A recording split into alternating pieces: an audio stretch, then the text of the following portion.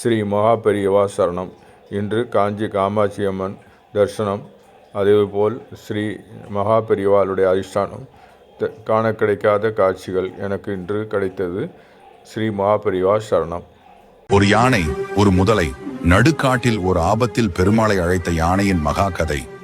108 திவ்ய தேசங்களின் வரிசையில் 9வதாக நாம் தரிசிப்பது கபிஸ்தலம். இங்கு அருளும் மூலவர் கஜேந்திர வரத பெருமாள் ஆவார்.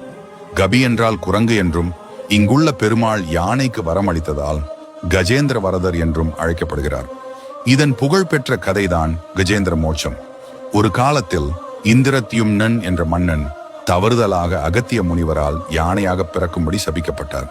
அதேபோல் தேவல முனிவரால் சபிக்கப்பட்ட ஒரு கந்தர்வன் முதலையாக பிறந்தான். ஒரு நாள் அந்த காட்டில் இருந்த குளத்தில் நீராடச் சென்ற யானையின் காலை முதலை திடீரென பிடித்து கொண்டது. யானை தன் பலம் முழுவதையும் பயன்படுத்தி போராடியும் முதலையின் பிடியிலிருந்து விடுபட முடியவில்லை. மரணம் நெருங்குகிறது என்பதை உணர்ந்த யானை உயிர் பிழைக்க ஒரே வழி பரந்தாமனை அழைப்பதுதான் என்று உணர்ந்து தன் தும்பிக்கையால் தாமரை பூவை ஏந்தி, ஆதி மூலமே ஆபத் பாந்தவா என்று சத்தமாக கதறியது. யானையின் அபய குரலை கேட்ட பெருமாள் கருடாழ்வார் மீதேறி விரைந்து வந்து தன் சக்கராயுதத்தால் முதலையை அழித்து யானைக்கு மோட்சம் அளித்தார். ஆபத்தில் உண்மையாய் அழைப்பவருக்கு ஓடோடி வரும் கருணைக்கு சாட்சியாக இங்கு பெருமாள் காட்சி தருகிறார்.